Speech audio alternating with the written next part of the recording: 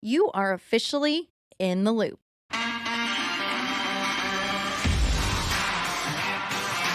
You are now officially in the loop. Let's get to it. Hello and welcome everybody back to In the Loop podcast. Thank you so much for joining us today. We're starting off our spring series here with the one and only Dusty Tuckness, which I don't think you ever breakaway roped. Maybe you have, not sure if you have, but dang sure, pretty good bullfighter. So Dusty, thanks for coming to the show today. Yeah, thanks for having me. Have you ever breakaway roped? Oh, maybe just farting around, kind of running cattle back and forth. But I've roped a little bit. Just it's fun to do here and there, but I just kind of like to keep my feet on the ground. Well, maybe you could start. Have you pushed for breakaway ropers? That would probably be a better question. Yeah. I think I pushed for my little sister Hadley a couple times at the Cody Night Rodeo, but other than that, um, just ultimately just a fan of the whole sport. 100%. Know that, you talk Cody Night Rodeo and family tradition is huge in this. This episode is brought to you by Montana Silversmiths, which we're both kind of prone to them and we like our people over there in Montana. But I want to Hmm. talk to you a little bit about the history within that goes in with that. I know rodeo, everything for me, I don't know about for you, but for everything for me for rodeo has given me everything in life. Like every door that's Hmm. been open, every hand that's been shook, every relationship that's been made has been through rodeo. And I feel it's probably the same through you. And that's what brought us together through Montana Silversmiths to be here today. So I'm like so thankful that I get to Hmm. have Dusty Tuckness on the podcast. Pretty amazing. But talk a little bit about your Montana story. I know that there's a significant Montana Silversmiths pin that you wear maybe at the NFR. Tell me the significance behind that. Yeah, so just a little history with me in Montana. I grew up just south of there in a little town, Meeteetse, Wyoming. And they've been with me. Steve Miller was the first guy that brought me on board in 2009, I believe. So, you're talking about family. Rodeo is a big family, and it goes further than those that are blood relation. You always get that question, are you ever homesick? Not really, because you're always with people that you like and love. But yeah, Montana's been great. They do so many great custom things. Obviously, they're the buckle maker for all the major events in the industry that we're in. But yeah, this pendant right here, it's actually been through the ringer quite a bit. This is a pendant that they custom made for us in 2014. NFR shield. As you can see, it's a bit bent. That's from when a bull run his horn in my chest last summer and bent it against one of my ribs.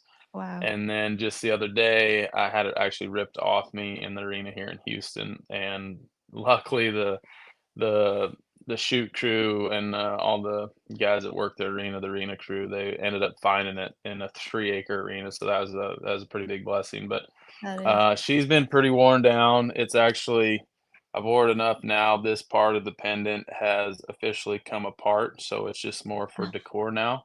I don't fight bulls in it anymore. So, but yeah, brand of champions, durable. You know, kind of the whole every piece of Montana silversmith has a story, so it's something unique I like to keep on to. Why the 2014 pendant that you're wearing, like, I know you've probably got several of them. Why is that so significant to you? Well, the usually what we, the years we've been blessed with the opportunity to go to the Wrangler National Finals Rodeo, a couple of us usually always try to seem to get something for the other guys in our category, the bullfighters of the barrelman, just because it is, it doesn't matter what you make it in to go to the NFR. It's a pretty big honor. It's a pretty big Mhm. blessing, and that's what everybody strives for at the end of the year. And this is just something that I've done with my team and partners with Montana Silversmith. They've created a couple different years some pendants, and I've actually lost one of them already in an arena, and this is the one that's holding strong and true. So um, it's got a lot of history, a lot of story behind it from the different arenas that I've lost it twice in an arena, but we found it both times. So now it's just going to be one that I'll wear occasionally and try not to lose it again. Yeah, better hold on to that one. Well, Mhm. the significance behind everything, there's little things that we all do and we all wear and we all have. And so I know that that's neat to see and just everything that's important to everybody. But let's talk, we're going to jump into this series. Mental training, mental fierceness, tough resilience, all the things. Everybody's always like, what's your mental game? How do you stay on track? How do you do this? 16 times to the NFR as a bullfighter, 10-time bullfighter of the year. You've obviously got something going right in your corner. If you're going to talk to people about when you talk to people, because you're a huge leader in your industry and everything that you do, how do you break into the conversation of my mentality that I go into this, whether it's in the arena, outside of the arena? Like, what is the Dusty Tuckness mentality that you carry with you everywhere you go? I think biggest thing first off, if we get in a setting and we're people are wanting to talk about their mindset and that for me the biggest thing is my faith. Um, and I always reflect back to that and I stay plugged and true to that. So I would say what good is armor if you put it on and go to battle and you don't trust in your armor? And for me to stay plugged into more the source than the system. It allows me to be able to play and perform more freely. But ultimately, I like to meet them where they're at. If they're Mm, struggling with something, usually if somebody approaches you on something with a mindset or fear, anxiety, or whatever, they're dealing with that issue right there at that time in that moment. I just open up to them, let them know that they're not alone, that it's not that I've never experienced that because I have. Just a quick tidbit of my testimony back before I even had a career, my career was almost over. I got in a bad wreck when I was about 14 years old. Really found out at a young age what this sport could and can do to you, and put me in the hospital, knocked me out, busted my chin, broke a bunch of ribs, and honestly, through that part of my life, I grew up with 2 older brothers, so I you had to be tough to fill in or fit in where you fill in where you fit in, and so there wasn't much whining and complaining, but really for the first time in my life, when that moment happened, in that arena in New Salem, North Dakota, I understood what fear and nerves and anxiety and being scared was for the first time in my life, and um, you know, uh, before my career ever had a chance to be a career, it was pretty much over. The next event I went to work, I ended up having to leave the arena, the third bowl in, because I was so traumatized and thinking back to what what happened last time I was in there, and I just let that weigh so much on me. And I was still young in my rodeo career, I always say the hardest things we go through in life end up turning out to be the best things, and not to get all preaching and everything, but part of my story, the biggest thing of it is allowing God into my life and receiving him as Lord and Savior, and I did that shortly after that fact. Um, and that allowed me to, like I said before, be able to start playing more freely to trusting who I was and that I had an identity and a purpose and gifts, and now it was up to me to start uncovering these and putting in the work and trusting it and trusting the process. So the biggest thing is I like to meet them where they're at, let them know that, hey, I've dealt with that, and then I'll tell them different things and experiences that I've had in my life, and they kind of just sit back and like, because you see it as I do, now with the Cowboy Channel and all these different episodes of these highlights in the stock market and all this stats, and that people see that sports center, but they mm. don't see the valleys that we walk through daily, and you've got to be able to share those moments with people because that's where they connect, and then they understand that I'm just a human just like them, or if I reach out to somebody, I hope that they can mentor me or coach me in a manner to where I can get better and sharper in those areas. Well, and I think that there's so much to unpack in there. It's huge, but like you said, you've encountered those things. You still probably encounter some of those things on a Mhm. daily thing. I think that's one thing that I definitely misinterpreted was like, okay, once I go through this battle, like that's never going to happen to me again, right? Like I'm going to be good with that and I'm going to have conquered that. And I'm just going to keep on moving. Like sometimes those things circle back around, but I love how you said like you reach out to people. You have people that you look up to and that Mhm. you talk to. And so talk a little bit about that, because that takes a very humble heart and a sincere heart to be able to say, like, hey, I'm struggling too. Like, what do you see? And I think the perspective is so huge there, because it's like sometimes I feel like I get a little zoned in, narrowed in, and I don't really see Mhm. outside of the box. And so I think somebody that you trust and has that perspective is really vital to helping you walk through those valleys. Yeah, you gotta have a humble heart and a humble spirit about it, and the willingness to be better than you were yesterday. Hmm. And being a man, we like to be rough and tough. I can do it myself. I've got this, and you've got to be able to take constructive criticism, because if you're not, I think you get stale and you get stagnant, you plateau, I'm a firm believer that every day I step into that arena, the bulls will show me something new, or I'll figure something else different, or even in my training regimen, and that's the reason why I do all the stuff that I do. It's not to say, look at me, I'm a hard worker or nothing, but I want to be able to be an influencer and inspire others to chase their goals and dreams, and to be able to reach out to others. And some are, retired guys that I reach to, or some are later in their career. Some are even around my own age that we hold each other accountable, and I like to call them accountability buddies. And you've got to have that in your corner, because it's kind of Hmm. like fellowship.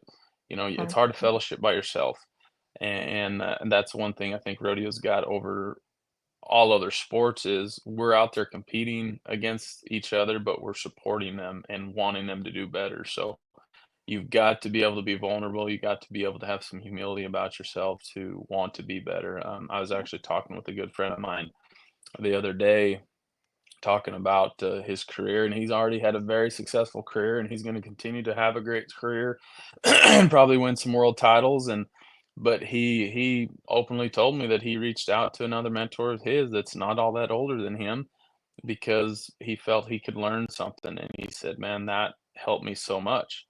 And I was like, man, that's what we got to do. We've got to Mhm. ask questions. We got to want to be better, physically, spiritually, mentally, emotionally, whatever you look to in life. And the more you can surround yourself with people like that, it you naturally are going to level up. You're going to want to level up. So who you're around has a big effect on and how you think, perform, and what you're doing. Well, and I think too, like, there's just people that you're around sometimes, and you're one of those people, and they're few and far between. It says the gate is narrow. Hmm. That just bring you up, right? You light up a room. You walk into a room, you have confidence, you have, and they bring people up. They bring the best out in people. And I'm like, I want to be one of those people. But also, Hmm. when you take on that, it's like you're gonna get to work like 10 times harder to be somebody like that, because there's a lot of opposition that comes with that. And so that's Hmm. that's my next question for you, is like, when you set your bar high, and you're like, you have your goals, you have your thing, all the things you want to be, right? It also comes with the commitment, the sacrifice, the mental toughness, and everything that goes along with it. How do you continue to stay at that level over and over again, and not, like you said, not just through the good times, like through the Yeah. trials, through the challenges? Hmm. How do you stay at that level mentally over and over again, through the mountains and the valleys? Well, I reflect back to James 1 and 2 a lot. It said, consider it pure joy when we go through trials and tribulations, because the testing of our faith will produce that endurance. And to me, I want that endurance. And in order to get endurance, you're going to have to go through the valleys. You're going to have to be challenged. You're going to have to be tested. You're going to have to find out who you are in the low moments to experience and have a more of a joyous feeling on the mountaintop. Mhm. And so uh, to continue to do that is to be around people that help keep me leveled up. I look up to, obviously, a guy like David Goggins. I've never met him, probably never will, but that guy just he wakes up every day. He doesn't worry about what people are negatively thinking of him. He just goes out and put out his work. I got an experience to go to with Cameron Haynes lift run shoot last fall. He's another guy. These guys just wake up and say, "What am I gonna do today that's gonna better me for tomorrow?" And Yeah. those are the guys I wanna be around. Those are the guys I wanna look to. Those are the guys I wanna, listen to their podcasts and their messages because when I, when you're laying there in bed and you're sore, you're beat up or whatever, and or you're tired because you didn't get to bed till 1 o'clock, typical rodeo night, and the first thing you want to do is lay around. But I got a quote that's wrote at my house that I see it every day when I wake up. It says, "Somewhere, someone out there is working harder than you, and when you meet them, they'll beat you." Yeah. And every time I read that in the morning, it's up to me to get up and put in the work. I might not be the best, I might not be the smoothest, I might not have all the best rodeos or whatever it is, but it's on me of how much time and work and dedication that I put into my craft. Yeah. And I think that can go across the board. And obviously, there's some people that I think respect that and admire that about people, but obviously, I get a lot of crap a lot of times. Get the old, "Oh, the gym's open at noon, sleep in," or, no, I'm gonna take this day off." Well, I don't wanna have that mentality, and I'm not knocking people that have different, regimens or schedules by no means, but, for me, it's like I seen, Mike Tyson's quote the other day. He said, "Wha" or somebody asked him, "Why do you get up at 4 in the morning and run?" He said, "Because I know nobody else is." And he said, "If I find out if somebody's waking up at 4 and running, I'm gonna get up at 2." And he said, "If I find out if somebody's at 2," he said, "I won't sleep." Yeah. And I think that's just such a dog mentality of like, "Well, I'm gonna work and I'm gonna work and I'm gonna put in the time." So when the opportunity arises, everybody wants to have the sports center. Everybody wants to be in the 10th round and for your case, one clean run, game over, world champion, or one ride, or whatever it is. They want that moment. They want to experience that. But what they don't understand or put in consideration is what it takes to get to that moment, all the hours and blood, sweat, and tears. But on the other side of that is what it takes to capitalize in those moments. So Mm. the biggest thing is all these hours in the gym, all these hours in the film, all these hours driving and traveling and plugging into the source for me and being around those people that help level me up. When those moments come, I want to have that just that peace be the journey, cool runnings feeling of me because I'm not doing anything I haven't done a million times in my mind. Yep. There you go. And I'm preparing myself for the worst and hoping for the best. And I want my training to be harder than my job. And the more I can do that, the better I'm going to be for myself and my longevity, but ultimately being able to take care of these guys that I'm called to serve in each and every performance. Well, and I think too, I think you really hit something on the head there. It's like I have seen and myself have done the work, right? Put the work in, been the dog, gone to the fight, like meet them head on, like I feel like it's easy or it's not easy. It's manageable to do that. But then, like you said, when you are faced with those moments that we dream about, can you capitalize? Like, Hmm. can you rise to the occasion? And have you thought there? Like, have you visualized that? Have you went there? Like, how do you capitalize? My Hmm. husband and I, we've been watching Houston every night, and it's like there's certain people that when they need to step up, they step up. And Hmm. it seems consistently that they step up. So, what are some examples that I know you've done that several times in bullfighting? Can you give any insight or highlight of an example where there was an opportunity for you to capitalize and you did? Maybe you didn't step up, and then you use that to learn how to step up, or talk us through that. Yeah, so for me, fighting bulls is it can be a little different than in a sense of you guys being competing, backing into a box or Are you saying a tying your breakaway hands. cap's not scary? No, what I'm saying is just like the I'm for just kidding. so our mentality of it and our preparation is a lot of similar, Yeah. has a lot of similarities. But um, the spotlight is so much more focused on y'all in those type of moments compared to us. For example, if we go to the NFR, there's 3 of us and there's 15 guys every night we got to take care of, and it might be the 15th guy in the standings or the number one guy in the standings, and the battle in that moment is more focused on what's going on the contestant side of it. So for ourself, it's being ready and prepared ever before we step a foot in that arena. And like I said, that's where there's some similarity to y'all, but the spotlight is so driven on you guys in that particular moment to where us, if that's you turn that to the bull riding and say it comes down to this ride, if whoever wins the world title. That's really not directed to us. Now, are we excited? We're hyped because we got the best seat in the house, absolutely. But it has no change in how we are going to take care of business, whether he rides Mhm. and gets off clean, whether he hangs up, whether he gets underneath him. And that goes the same with the 15th guy in the standings, Right. or that goes the same for a weekend rodeo and a permit guy. So those types of things never change for us, where it is a little different for you guys to where you got to rise to that occasion in a sense. There's an old quote from a Navy SEAL guy. It says, "You never rise to the occasion, you sink to the level of your training."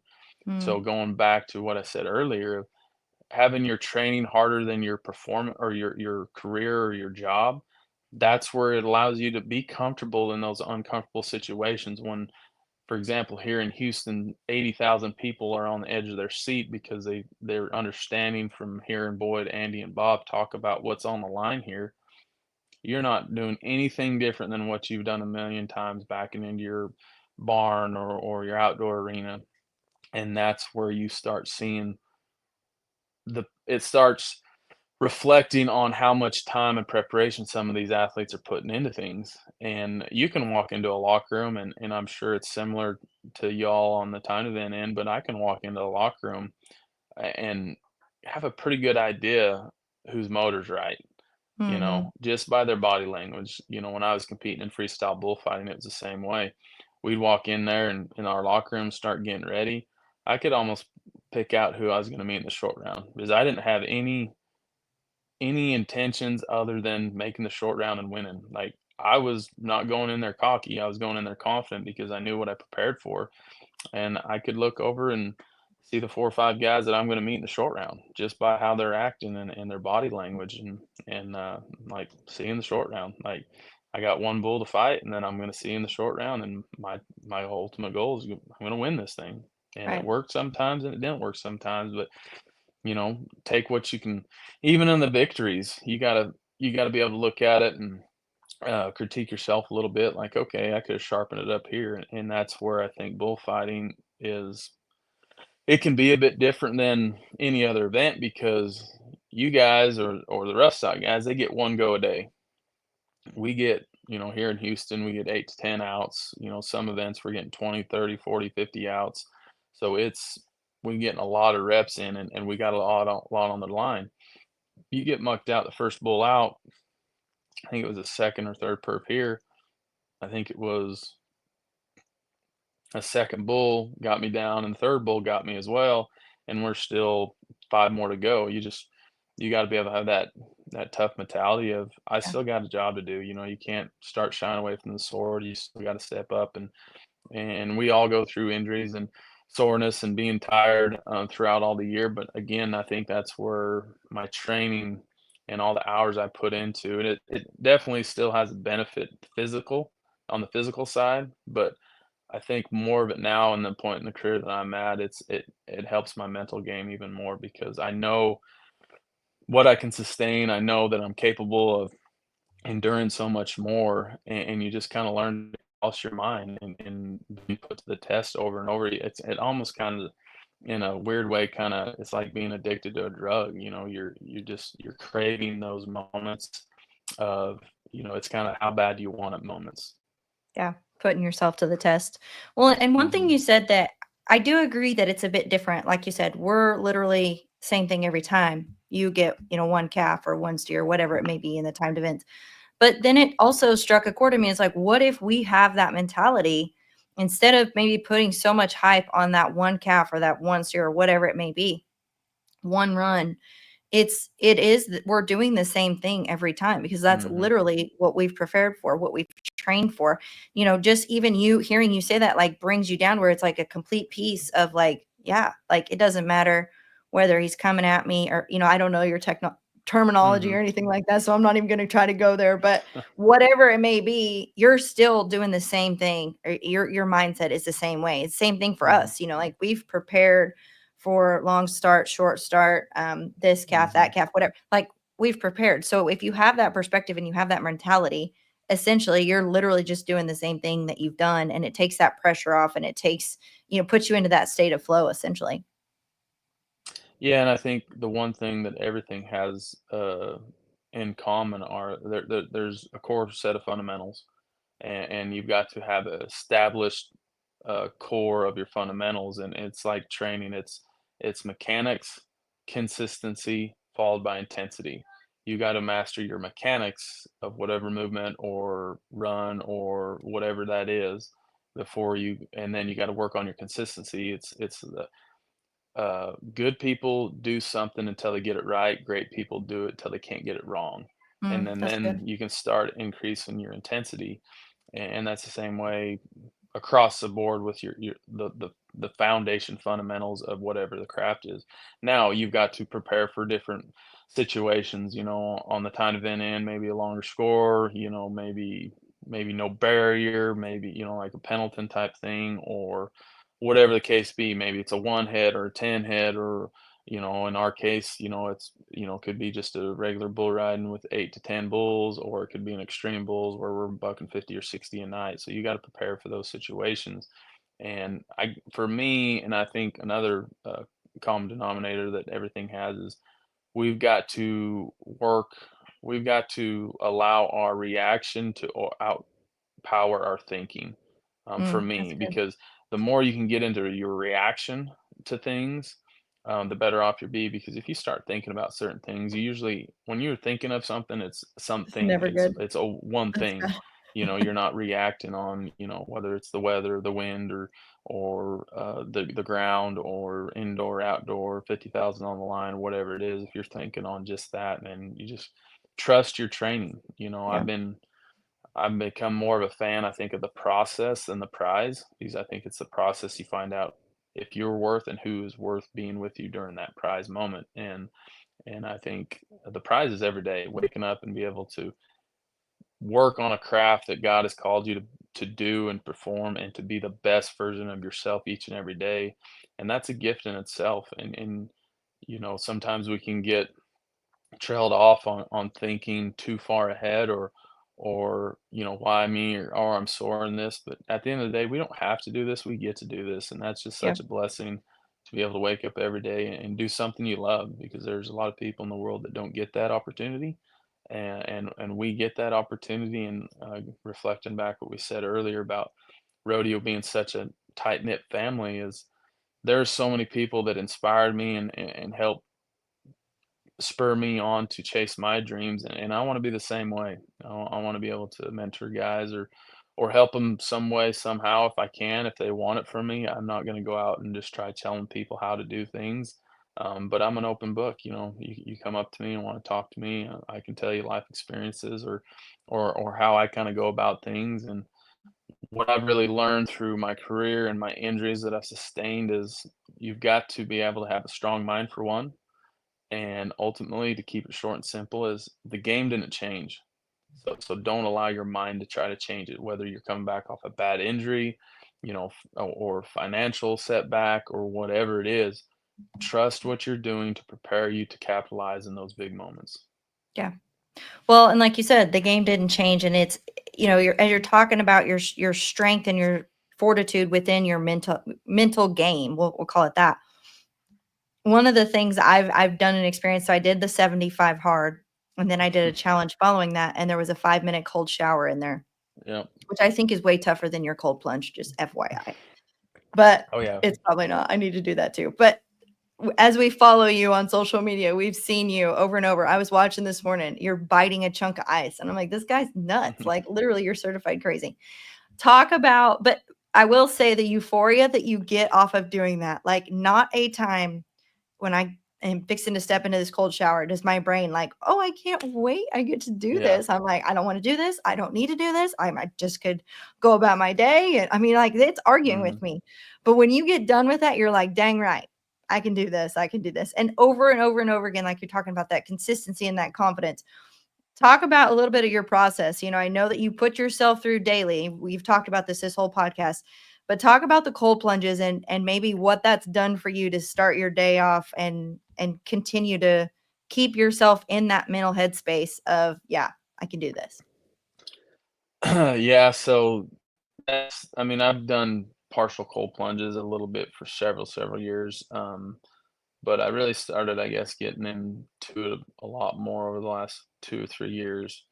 And, again, you hit the nail on the head with it, like, you don't wake up in the morning and go, "Oh, goody, I get to get in a cold tub or a cold shower," and it really sucks at times when it's winter and it's 10 Mhm. degrees out and you're busting your eyes so you can crawl into it. Nobody wants to do that, and I tell people that, but I heard Tony Robbins say it one time, and he was talking about the cold plunge. He said, "It's non-negotiable." He said, Yeah. "I don't fight myself with it. I don't try to redirect my thoughts." He said, "When I wake up, I just do it." And that sounds a lot more uh, simply said than done, but you gotta get yourself in that routine. I'm not saying you gotta cold plunge is the ultimate, you gotta do it. I'm Right. not telling anybody to do that, but you've got to find, something that where you can start consistently doing something. There's another quote I've got in my trailer actually. It says, "Do something that sucks every day." Mhm. And the more you can do that, you start building habit or routines, and then Yeah. habits, and then eventually it's a lifestyle. And you talked about 75 hard. Um, Yeah, that's a tough challenge in itself, but the whole concept of that, it's not a one time and, "Oh, shoot, I did it, whatever, I'm done." It's 75 days for a reason because it starts to create a lifestyle change, Mhm. and that's the same way spiritually, physically, or whatever you wanna talk about in life. It's the old 10,000 hour rule. To be great at anything, it takes 10,000 hours, Right. and the more you do stuff like that, it's not that you crave it by no means in the morning, but you know you're not gonna not do it. Right. So you get up, you do it. If you want to wake up early, get in a routine of it. Step to the own beat of your drum in a sense. And I've got a lot of flack over the years. People still give me a hard time, but I'm not necessarily trying to do it to impress people or to get noticed. I do it because I enjoy what it's allowing me to continue to do to where I can perform at a high elite level, and that's what I try telling a lot of people when they're wanting to be a bullfighter or do something on the rough stock side or time to the end or whatever. You've got to be willing to go through some suffering in order to be successful. And if you're Mhm. not willing to go through some suffering, then you don't want to be successful all that bad. You can't just have the good. You've got to be able to embrace the bad because those are the moments where you are changed, you develop, you grow, and you get better as a person, just everyday life. When you go through that, Goggins talks a lot on the difference between chosen sufferings and unchosen sufferings. And the chosen sufferings are ones like getting up early, working out, doing a cold plunge, you know, roping the dummy 1,000 times a day, or uh, riding your drop barrel, or riding your horse, or whatever it is. It's those suffering moments when everybody else is out partying or going to the beach or going to a steakhouse or whatever. When you're putting in the work, those are the chosen sufferings. That doing that on a consistent basis will help you with unchosen sufferings of life, financial or loss of a family member or sickness or whatever it is, because you're starting to callous your mind that you can go through hard situations and still come out on top. Not that Be it okay. makes it easier, but it allows you to handle and take on those things and those moments in life a lot better. Well, and two, for me, one of the biggest things that I got out of it was that was the first time that I'd committed to doing something and followed Hmm. through with it. Like, a lot of the times for me, it's like, okay, yeah, 1 week of working out, cold plunge, like, easy, right? But, like you Hmm. said, creating that lifestyle was like, "Oh, but I'm busy," or "I've got stuff to do," or, like, you can be pulled in however many different directions you want, but for me, it was like I made that commitment to myself and I followed through with it, and so that Hmm. changed everything about me because then it's like I told myself I was gonna do something and I did it, and so that, Hmm. like, totally created some momentum for me and kept me going forward, and just like everything we hear you're doing and you continue to do to compete at this level 16 times at the NFR, and I don't see you going anywhere in the near future, and so it's like you've got to start that momentum and create that somewhere. Um, which leads me to my next question for you.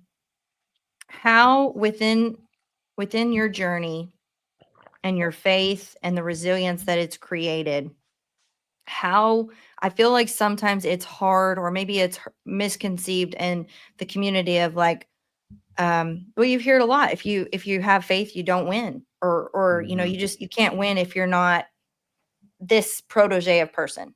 If mhm, you're, you know, I think it's misconstrued a little bit in our industry, and you tell me your thoughts too, but like, you follow God, you're a doormat, or things mhm. like that are definitely not true, right? We know that. But how have you worked through that? And obviously you're here, you're showing up, you're one of the best, the elite, and you in your faith is first and foremost. How have you navigated that and on this journey of your resilience that you've created? For me, my joy doesn't come for what I do in the sport. My joy comes from above, and like I said earlier, that allows me to play more freely, to work hard, and to not allow what happens in the arena or with friendships or whatever dictate where my joy comes from. All those things, we get joy and happiness mixed up, but those other things are happiness because they can come and go. But when you're plugged into the source, there's nothing that can take that joy away. Now, I'm not saying that every day I have is just great, jolly, fun, hunky dory, and all that You're not stuff. skipping all the time? Yeah, yeah, no, but you've got to be able to find those moments, um, uh, and find that some type of the joy out of it. And like I said, the joy Mhm. comes from above. So when you're going through the valley, you can still walk through it with your chest held high and your head held high as well. So for me, that's how I go about that. And because without that faith, and there's been times in my life where I've been really down and broken, and if I didn't have that to lean on, you just never know what people do, and they get Yeah. so plugged into saying their joy comes from a certain things, just say rodeo since we're on that topic. And one day, Father Time's undefeated. One day we'll all be done in our career or retired, or maybe have a career in an injury. And if we literally have that as our established joy meter, when that's gone, then we're broken again and we're lost, and then we got a void, and we're trying to fill that void, and you never know what you try filling that void with. And for me, ultimate thing that can fill that void where that hole is will totally always be filled, and that's my relationship with God. He'll God. never leave us nor forsake us. and Mhm. and, and again, it's a lot easier said than done, but Yeah. the more you can, I've always said, what's my why? And it's got to line up more spiritually than physically, but they both got to be on an even playing field, because if my physical's outweighing my spiritual, then I got to redirect some things. A lot of times, I think we can go through, things in life, and not that it doesn't affect us or bring us down, but being a world champion, or being, working all these events or winning these events or whatever, that's not who I am. That's what God has allowed me to do. Mm. And so win, lose, or draw, you can still have a competitive greatness mindset. And again, take something from it. The only time you lose is when you quit. And, Yep. and I always think, even on the moments when I didn't win, I still learned something. And that goes with rodeo, that goes with relationships, that grows with friendships, that grows with, your family, and you just got to have that type of perspective about it, because if not, then a lot of times you end up just running in a circle, and kind of forget what you're doing and why you're doing it. One of the things I heard somebody say, it was this winter. They said, because you hear like the main points of topics, like how'd you do? How'd it go? What'd you draw? What, just the main, like, how's the weather kind of thing in Hmm. rodeo. And I said, how'd you do? And they said, I'm still learning. And I thought, Hmm. man, that's really good. I'm stealing that from you because, it's like you can totally tell, or just speaking for myself, it's almost like you're aligning with defeat when you're like no good. And so Hmm. I'm like, "You know what? No. I'm gonna say I'm still learning." And I've said Hmm. that a lot. this winter. Like I've learned a whole bunch. Been Mhm. getting my book out, right? But it's like that's what I did. And the people's reaction is really funny to see. It's like they're like, "You're oh, okay, you're still learning." But it is, it's that perspective. And it's like, yeah, I am learning. I'm not perfect. Definitely Yeah. make mistakes. Trying to, what can I take from this and how can it work for me? But yeah, that's one thing I've taken this year. I'm like, how'd you do? And if it was good, said, went well. But if not, I'm like, I'm still learning. So I thought that was something that I did. But for you being the person that you are and the influence and the leadership and all those things, did you ever think when you were setting these goals and dreaming of the places that you would be, did you ever think that you would be where you're at now? Man, that's a question you kinda get a lot, and I do a lot of reflecting now, and I've probably done that over the last 5 or 6 years, really. There's not a moment that I step into any arena, whether it's, Rodeo Houston or, just a weekend 2-day rodeo, that I don't just take a moment and just kinda look around, because like I said earlier, there's gonna be a day when we don't get to do this anymore, and I don't know if I'd say I never necessarily thought it would be, in the shoes that I'm in today, but, I always talk about, when we're young and we're kids, you always you remember getting asked, "What do you wanna be when you grow up?"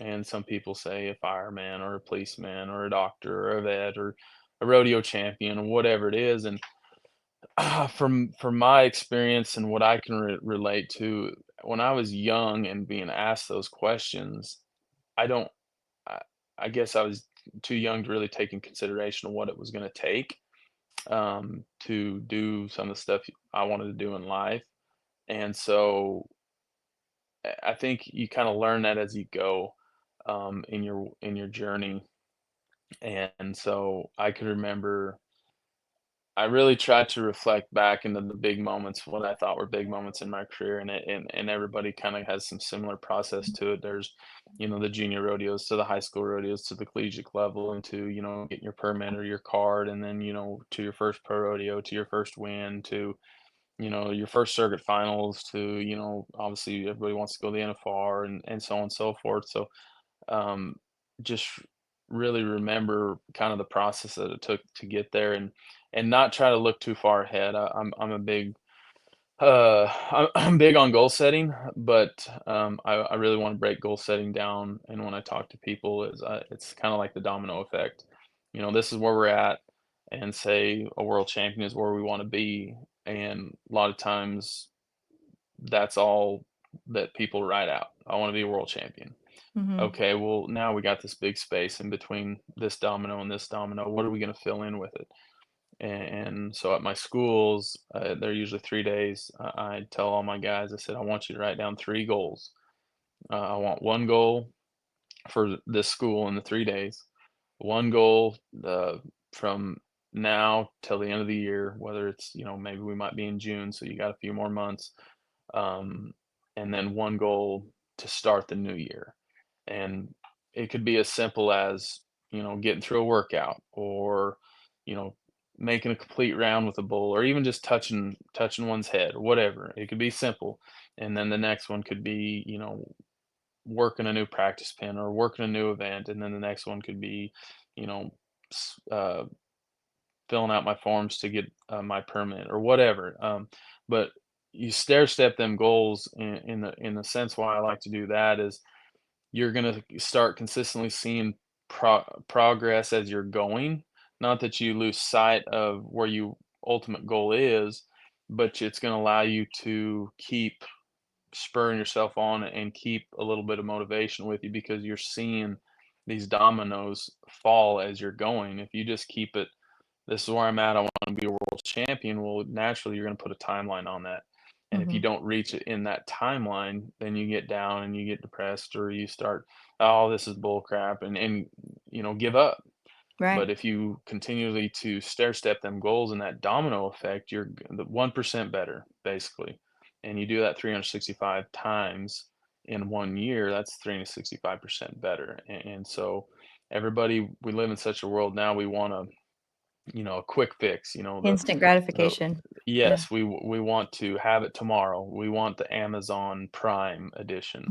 And that's just not how it works. Yeah. There's moments and opportunities that we do get and that allows us to capitalize on some things earlier, but you've also got to prepare yourself for those moments to where, like I tell guys when they want to get their card, I said, I want you to do another year. I said, not because I don't think you've got potential, but I don't want you to say get your card and not be at that caliber and then ruin your career before you ever really get it started, making contractors mad or bull riders mad or whatever it is.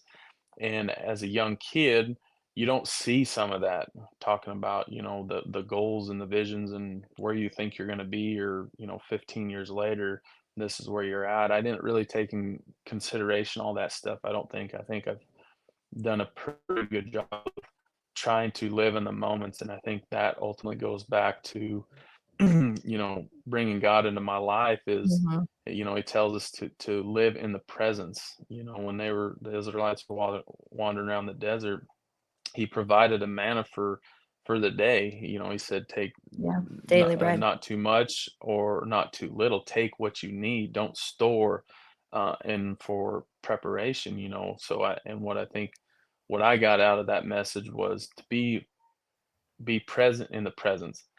And the more you can do that is that allow you to maximize your time, your effort, and taking this day going, what I do today is going to have a big outcome or effect onto my tomorrow, whether that's Tomorrow. good or bad.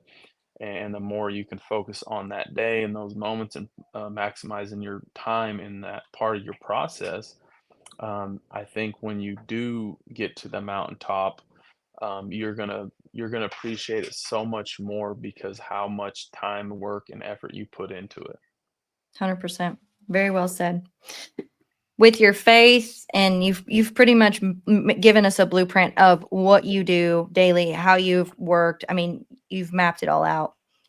If you could go back and tell younger Dusty one piece of advice that you think would be a critical change or elevate you, what would that be and why?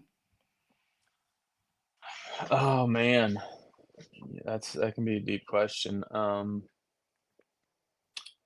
I think just embrace the moments. You know, uh, capitalize and really allow yourself to enjoy some of those moments because rodeo can be quite a bit of a rat race, and especially for um, you contestants. Because, say, for example, like Cowboy Christmas, you guys go so hard and so fast in so many different towns. You never The time doesn't allow you to really enjoy some of those Mhm. moments, but the more you can just try to take in when the enemy tries to attack you, when you're showing up to a photo finish or had an overnight drive, it's easy for our mind to go, "Gosh dang it," or, "I got there too late and I had to turn out." Sometimes we gotta just stop and be still and just go, "You know what? I get to do this, I don't have to do this," and I think in my younger self, I just to enjoy some of those moments a little more, because it goes by quick. I'm Yeah. not I still feel like I got some good years left in me, but honestly, it feels like, my first NFR was this last year. Yeah. It's that vivid to me, and those moments of getting the call that I got my PRCA card, back in 2006, it seems like last week. And but just to really capitalize and take advantage of some experiences that you get, or more Tate told me years ago, whether it's getting a chance to go on a vacation, if you got the time and or financially, can make it happen, or you get invited to go do something or meet somebody, take those moments and do it, because when you look back, you're gonna go, "Gosh dang it, I wish I Wish would I have would done have some of done that that. stuff." I don't regret anything that I've done, because like we've been talking about, we learn and grow through it.